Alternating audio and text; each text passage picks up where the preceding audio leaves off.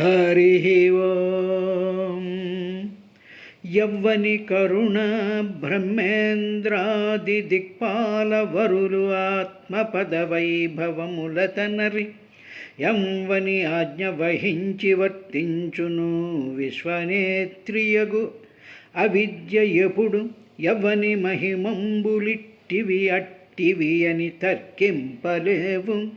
వేదంబులైన యవని సేవింతురు ఎలవారును సమానాధికరహితుడై ఎలరునెంవడు అట్టి దేవుని త్రిపుర సంహారకరుని అస్థిమాలాధరుండు భిక్షాసనుండు భూతలిప్తాంగుడు ఉగ్రపరేత భూమివాసుడని హస్యమునరించువారు మరియో. ధర సునక భోగ్యమున ఇహపర దూరమునైన తనువుపధేయముగా నెరినమ్మి వస్త్రమాల్యాభరణంబులలంకరించు పమరజనులు ఘన నిర్భాగ్యులుగా మది కనుమని ఈ రీతి ప్రియకు కశ్యపుడెరింగించిన దితి క్రమర పలికన్ మనసిజ సయక విభిన్న మనసయగోచున్. మునుకొని లజ్జావనతగై వదనయై ప్రాణేషు కొంగు తాలిమి దోలం బెనగొనయ్య వరకామిని అనున నిషిద్ధ కర్మమందు అభిముఖి అయి. ఇట్లు చేసిన భార్యా నిర్బంధంబున తొలంగనేరక ఈశ్వరునికి నమస్కారంబున నుంచి ఏకాంతంబున నిజకాంతా సంగమంబును చేసి విరజంబును సనాతనంబునైన బ్రహ్మగాయత్రి జపించనంత. హరి ఓం. హసంతి హస్యాచరితం హి దుర్భగాః స్వాత్మన్ రతస్యా విదుషః సమీహితం ఐర్వస్త్రమాల్యాభరణానులేపనైః స్వభోజనం స్వాత్మతయోపలాలితం.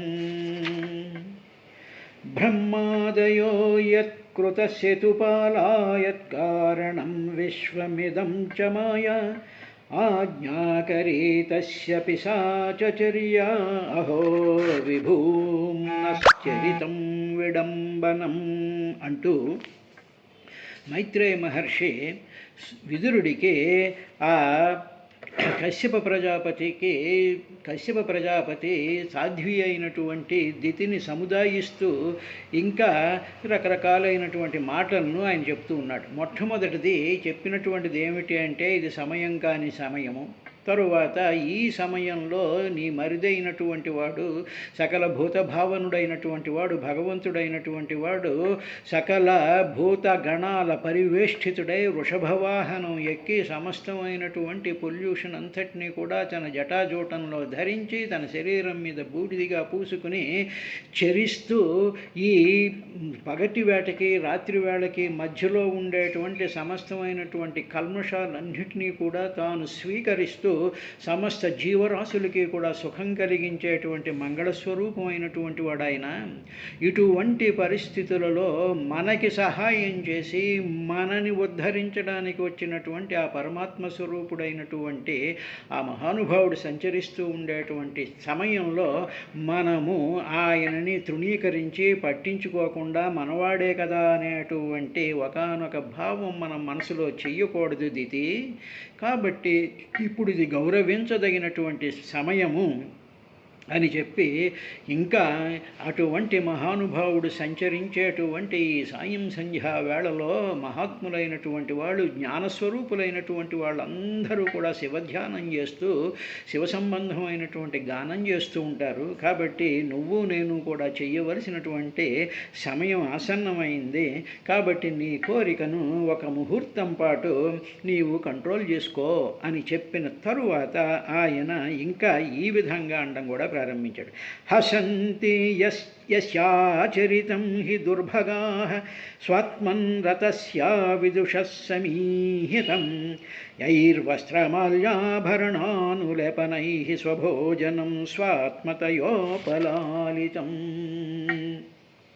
స్వ ఆత్మన్ ఎప్పుడు కూడా తన ఆత్మస్వరూపంలోనే రతస్య రమించేటువంటి స్వ ఆత్మన్ రతస్య ఉండేటువంటి యస్య ఎవరైతే నిరంతరము కూడా తన ఆత్మస్వరూపం మీద రమిస్తూ ఉంటాడో అటువంటి ఆయన సమీహితం అభిప్రాయాన్ని అవిదుష ఎరుంగని ఎప్పుడు కూడా పైన చరించేటువంటి ఆ శివస్వరూపం ఆ మంగళస్వరూపం ఏం చేస్తూ ఉంటాడంటే ఆయన ఎప్పుడూ తన ఆత్మస్వరూపంలోనే రమిస్తూ ఉంటాడు.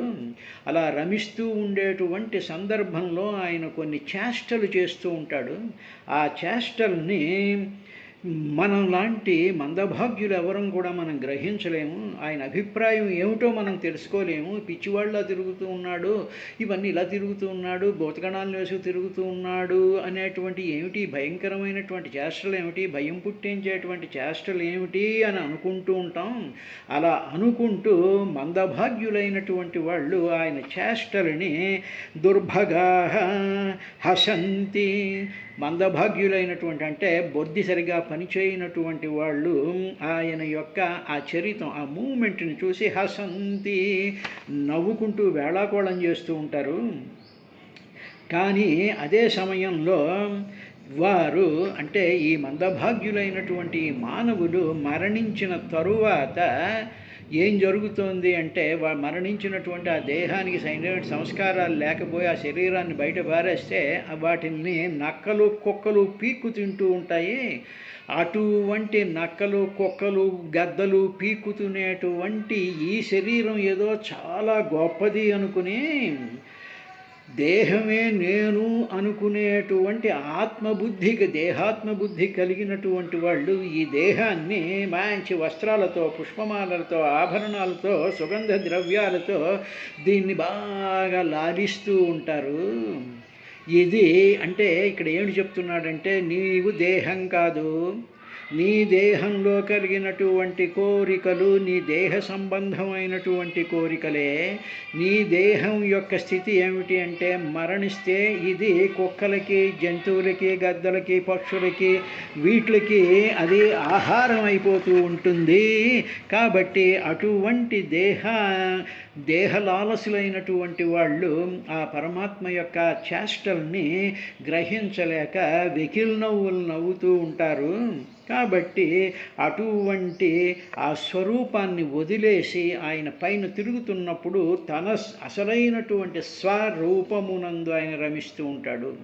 అంటే ఇప్పుడు ఆయన వేదాంత భావాన్ని ఒకటి చెప్తున్నాడు. నీకు వచ్చినటువంటి కోరిక నీ దేహగతమైనటువంటిది, నీ మనోగతమైనటువంటిది, నీ ఇంద్రియాన్ని జయించలేకుండా నీ శరీరాన్ని గజిపిచ్చి పెట్టి తన గందరగోళానికి గురి చేస్తూ ఉండేటువంటిది. దానితో పాటు అసూయతో కూడుకున్నటువంటి ఈ దేహాన్ని నీవు మంచి అలంకరణలు చేసుకుని మంచి సెంట్లు రాసుకుని మంచి బట్టలు కట్టుకుని రకరకాలైనటువంటి ఆభరణాలు వేసుకుని పనికిరానటువంటి వేషభాషలతో మాటలతో పరిహాసాలతో కేరింతలతో నీవు ఆ భగవంతుడి యొక్క ధ్యానం చేయకుండా నీ స్వస్వరూపమందు నువ్వు రమించకుండా పనికి రానటువంటి పనులు చేసేటువంటి దానికి కారణం ఏమిటంటే నీ దేహం గొప్పది, నువ్వు చాలా అందంగా ఉన్నావు, నేను ఇన్ని రకాలైనటువంటి ఇవి వేసుకుని అందరినీ ఆకర్షించడానికి నేను బయలుదేరుతున్నాను అనుకునేటువంటి ఈ భావాన్ని వదిలిపెట్టు. ఇది కాదు మనకు కావలసినది. అది స్వస్వరూపంలో రమించడం అనేటువంటిది చూపించడానికని చెప్పి సంధ్యాకాలంలో ఆయన ఈ విధంగా వస్తున్నాడు అనేటువంటి విషయాన్ని ఇక్కడ చెప్పబడిందండి. ఇందులో ఒక అద్భుతమైనటువంటి ఒక సాధనా మార్గం ఒకటి ఉన్నది. ఏమిటి అంటే మానవుడు నిద్రపోతూ ఉండేటువంటి టైంలో ఇంద్రియాల యొక్క ప్రకోపం నెమ్మదిగా తగ్గుతూ ఉంటుంది. అంటే జాగ్రత్తావస్థలో ఉండేటువంటి ఇంద్రియాల యొక్క ప్రకోపం తగ్గుతూ పర్సెంటేజ్ పడిపోతూ ఉంటుంది. పడిపోతూ ఉండేటప్పుడు అప్పుడు ఏమిటి జరుగుతుందంటే అసలైనటువంటి నేను యొక్క స్వరూపం మన శరీరాన్ని అది రక్షిస్తూ ఉంటుంది. అలా రక్షిస్తూ ఉండేటువంటిది దాని యొక్క పర్సంటేజ్ పెరుగుతూ ఉంటుంది. మనసులో ఉండేటువంటి అలజడులు జాగ్రత్తావస్థలో ఉండేటువంటి ప్రాబ్లమ్స్ అవి తగ్గుతూ ఉంటాయి. నేను దేహం కాదు, నేను పరిపూర్ణమైనటువంటి ఆత్మజ్ఞాన స్వరూపమైనటువంటి ఆ వెలుగుని అని చెప్పి అది పైకి లేస్తూ ఉంటుంది, ఇది తగ్గుతూ ఉంటుంది. అలాగా ఇది తగ్గడం, అది పైకి లేవడం అనేటువంటిది ఎక్కడ జరుగుతూ ఉంటుందంటే ట్రాన్సిషన్ జోన్లో జరుగుతూ ఉంటుంది. ఆ ట్రాన్సిషన్ జోన్కి సంకేతం సంధ్యాకాలం. అందువల్ల తనలో తాను రమించి ఆత్మస్వరూపంలో ఉండేటువంటి శివుడు ప్రవర్తించేటువంటి ఆ సంధ్యాకాలం ఎప్పుడు నీ శరీరం అంతా కూడా ఉద్రేకంతో ఉంది. కాబట్టి నిద్రా సమయంలో ఇది మనం జాగ్రత్తగా గమనించినట్లయితే అప్పుడు ఆ పరమాత్మ యొక్క తేజం మనలో అయ్యి సుషుప్తి రూపంలోకి వచ్చి మనకి ఆ మహత్తరమైనటువంటి జ్ఞానస్వరూపంలోకి తీసుకెళ్తూ ఉంటుంది. కాబట్టి అటువంటి పరిస్థితిలో ఈ దేహ వ్యవస్థ మీద నీకు కోరికలు తగ్గుతూ తగ్గుతూ పరమాత్మ యొక్క కోరికలు పెంచేటువంటి సమయం ఇది. అది కాకుండా ఇటువంటి రకాలైనటువంటి వస్త్రమాల్య ఆభరణ అనులేపనై మంచి చీరలు కట్టేసుకుని, మంచి పట్టుపంచులు కట్టేసేసుకుని, రకరకాలైనటువంటి అలంకారాలు చేసేసుకుని, లేనిపోని ఆభరణాలు, సుగంధ ద్రవ్యాలు, సెంట్లు అవన్నీ పూసేసుకుని అక్కడికి వెళ్ళి స్వస్వరూపమందు కాకుండా, భగవంతుడి యొక్క స్వరూపమందు కాకుండా మిగతా శరీరాలను చూస్తూ, మిగతా మాటలు మాట్లాడుతూ అక్కడికి వెళ్ళినటువంటి పవిత్రమైనటువంటి స్థలాల్లో మనం చెయ్యవలసినటువంటి పని ఏమిటి అని మర్చిపోయి మిగతా శరీరాన్ని, తన శరీరాన్ని చూసుకుని అదో దేహం, ఇదో దేహం, అదో మ్యాటర్, ఇదో మ్యాటరు అనుకునేటువంటి స్థితి కాదు సంధ్యా సమయంలో నువ్వు చెయ్యవలసినటువంటిది. నీ దృష్టి అంతా కూడా ఆత్మస్వరూపుడైనటువంటి ఆడ పరమాత్మ విగ్రహం ఉంటుంది, లేకపోతే ఆ పరమాత్మ యొక్క ఆ శ్రవణం జరగాలి, ఆ స్తోత్రాలు జరుగుతూ ఉండాలి, అక్కడ అవి ఉండాలి తప్ప మిగతా చప్పుళ్ళు, మిగతా యాక్టివిటీసు, మిగతావి ఏమీ ఉండకూడదు అని చెప్పి భాగవతం కశ్యప మహర్షి దితికి చెప్తున్నట్టుగా మనందరికీ చెప్తుంది. ఇలాగ అన్వయం చేసుకుంటేనే కానీ భాగవతం కథల యొక్క గొప్పతనం మనకి అర్థం అవ్వదు. కాబట్టి ఏది చెప్పినా సరే యూ షుడ్ దాని నీవు అన్వయించుకోవడం అనేటువంటిది ప్రాక్టీస్ చేయాలి. ఇది ఎవరి కోసమో ఎవరో చెప్పినటువంటి కథ అండి, అది కశ్యపుడు ప్రజాపతికి ఆముగుడు పెళ్ళాలకి సంబంధించింది కాదు. ప్రతి మనిషి ఆడైనా మగైనా ఆ మనిషిలో రెండూ ఉంటాయి, ఒకటి మగభావం, ఒకటి పురుషభావం. అందులో ఏమిటంటే ఈ దేహం నాది అనుకునేటువంటి భావం నుంచి బయటపడడానికి ఇటువంటి కాలాలని బాగా ఉపయోగించుకోవాలి అని చెప్తూ అప్పుడు ఆయన ఇంకా ఏమన్నాడు అంటే ఆ విషయాన్ని చూస్తూ ఇంకా దీనినే ఆయన ఈ విధంగా అన్నాడు. హసంతి యస్యాచరితం హి దుర్భగాః స్వాత్మన్ రతస్య, స్వాత్మన్ తన ఆత్మయందు తానే రతస్య రమిస్తూ ఉండేటువంటి ఆయన అవిదుషు, అలా రమిస్తాడు ఆయన అనేటువంటి సంగతి తెలియనటువంటి వాళ్ళు ఆయన ఇలాగ భయంకరమైనటువంటి వేషంతో తిరుగుతూ ఉంటాడు అనుకుంటూ ఉంటారు. దుర్భగాః, దౌర్భాగ్యులైనటువంటి వాళ్ళు వాటిని చూసి హసంతి, వాటిని చూసి నవ్వుతూ ఉంటారయ్యా. అలా నవ్వేటువంటి వాళ్ళు దేహమే తాము అనుకునేటువంటి వాళ్ళు వస్త్రమాల్య ఆభరణ అనులేపనై, ఈ శరీరాన్ని బాగా షోక్ చేసేసుకుంటూ అబ్బో ఇంకా విటమిన్ తినేసి, ఈ విటమిన్ తినేసి, ఆ ఎక్సర్సైజ్ చేసేసి, ఈ ఎక్సర్సైజ్ చేసేసి శరీరం ఇంకా ఏదో పటుత్వంగా ఉండి కండలు చూపించాలని మగాడు, మిగతా అందం చూపించాలని ఆడవాళ్ళు, ఈ రకమైనటువంటి భావాలతో ఉండేటువంటి ఈ శరీరాలు ఉన్నాయే అవి స్వభోజనం అంటే ఈ కుక్కలకి నక్కలకి భోజనంకి పనికొచ్చేటువంటిది మాత్రమే శరీరం సుమారు. దీనిని ఎంత అలంకరణ చేసినా మరణ సమయంలో ఇవి పీక్కు తినేటువంటివి అన్నటువంటిది మాత్రం ఎప్పుడూ కూడా గుర్తించుకోవాలి అని చెప్పిన తరువాత దీనినే పోతన గారు ధర భూమి మీద సునక భోగ్యమును, కుక్కలకు భోగ వస్తువైనటువంటిది, కుక్కలకు ఆహారం అయినటువంటిది ఈ శరీరం. ఇది ఇహ పర దూరమునైన తనువు, ఇటు ఇహానికి పనికిరాదు, అటు పరానికి పనికిరాదు. ఈ భూమి మీద నిరంతరం ఉండిపోయి ఎప్పటికీ సుఖాన్ని అనుభవిస్తుందా అంటే అనుభవించలేదు ఈ లోకంలో. పరలోకంలోకి శరీరంతో వెళ్ళాం. కాబట్టి ఈహపర దూరమైన తనువు, ఈ శరీరం పాధేయముగా నెరనమ్మి, ఈ శరీరాన్ని ఏదో చాలా గొప్పదిగా అని బాహుగా నమ్మేసి వస్త్రమాల్యాభరణంబులలంకరించు పామరజనులన్, ఇలాగ ఏమీ తెలియనటువంటి వాళ్ళు, ఆ మాయలో పడిపోయినటువంటి పామర జనులున్నారే, వాడు చదువుకున్నవాడైనా, వాడు ఐన్స్టీన్ అయినా, వాడు ఎవడైనా, వాడు మహామేధావైనా, వాడు ఏ అధికారి అయినా, దీని మీద వీడు రకరకాలైనటువంటి ఆభరణాలు ధరిస్తూ ఉంటారు. అబ్బా మీరు ఈ చొక్కా వేసుకుంటే మెరిసిపోతున్నారంటే, అబ్బో ఈ చీర కట్టుకుంటే మీరు చీరకే అందం వచ్చిందండి, ఇలాంటి మాటలకి మురిసిపోతూ ఆనందాన్ని అనుభవించేటువంటి ఆ మనస్తత్వాన్ని పామర మనస్తత్వం అంటారు, స్టూపిడ్ ఫెలోస్ అంటారు. ఘన నిర్భాగ్యులుగా మదిగని కనుమని ఈ రీతి ప్రియకు కశ్యపుడు ఎరింగించిన, అలాగా ఈ కశ్యపుడు చెప్పాడు.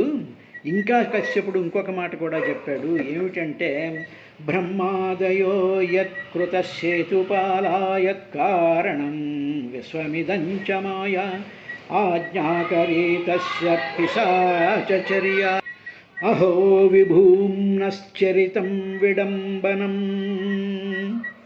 అని ఆయన ఇంకా ఈ విధంగా చెప్పాడు. బ్రహ్మాదయ, ఓదితి బ్రహ్మ మొదలైనటువంటి వాళ్ళు, యత్ కృత సేతుపాలాహ, ఆ రుద్రుడు ప్రవేశపెట్టినటువంటి ఆ ప్రాసెస్ని, ఆ మర్యాదల్ని, ఆ క్రియలన్నిటినీ కూడా మర్యాదల్ని పాలిస్తూ ఉంటారో, ఆయన పరమాత్మ స్వరూపుడు కాబట్టి పరమాత్మ విధించినటువంటి వేద విహితమైనటువంటి మర్యాదల్ని, విహిత కర్మల్ని పాలిస్తూ ఉంటారో, ఆ పాలించేటువంటి ఈ జగత్తుకి ఆయన అధిష్టాన దేవత.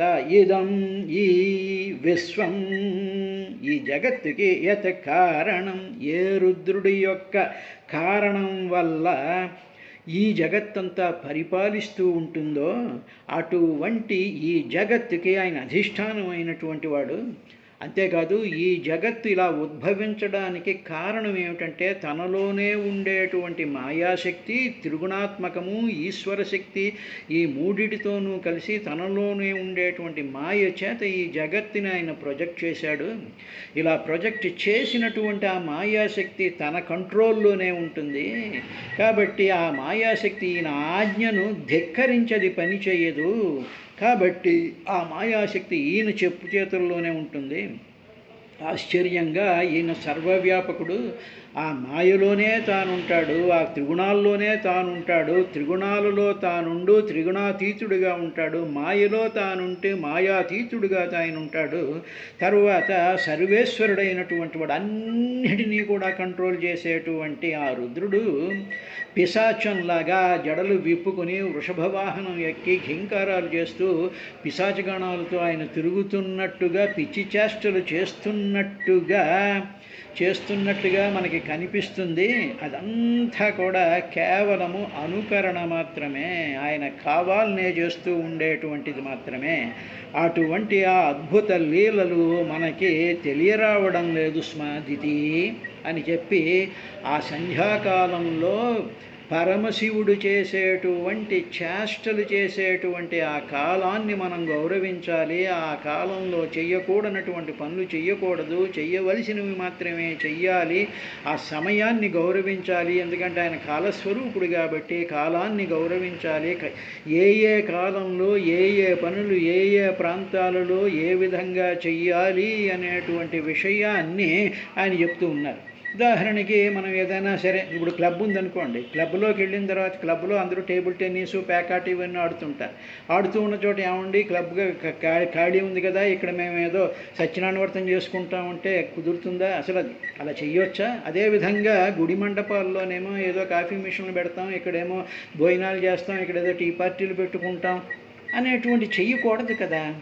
కాబట్టి ఇటువంటి పనులు చెయ్యకూడదు అని చెప్పి సాక్షాత్తు కశ్యప ప్రజాపతి చెప్తూ ఉన్నాడు.